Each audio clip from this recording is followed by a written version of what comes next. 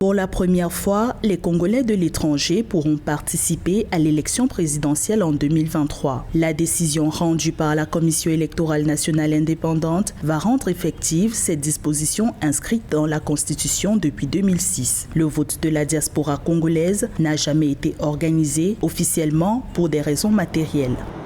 L'exclusion de la population congolaise de la diaspora du processus électoral dans ces pays depuis un certain nombre d'années, au-delà de la raison de manque de logistique telle qu'évoquée par les pouvoirs, est due au fait que cette population de la diaspora est généralement hostile au pouvoir en place. Maintenant, avec un président issu de la diaspora qui a une bonne frange de la population congolaise de l'étranger qui les supporte, cette mesure est levée.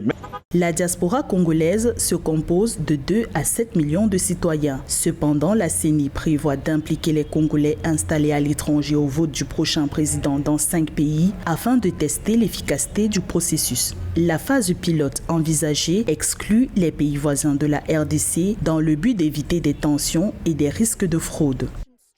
L'exclusion de la diaspora congolaise des pays voisins s'explique par le fait que les Congolais n'ont pas de pièces d'identité depuis une vingtaine d'années et qu'il y a un grand risque que certaines populations étrangères puissent traverser la frontière et voter dans un certain sens lors de différents scrutins. Par le passé, l'organisation du vote de la diaspora congolaise était jugée fastidieuse. En 2018, lors de la présidentielle, l'Assemblée nationale avait voté pour son annulation sur demande du gouvernement. Selon des observateurs, pour réussir cette opération, la CENI doit procéder au recensement des électeurs de la diaspora ainsi qu'acheminer le matériel électoral dans les pays retenus dans des délais convenables.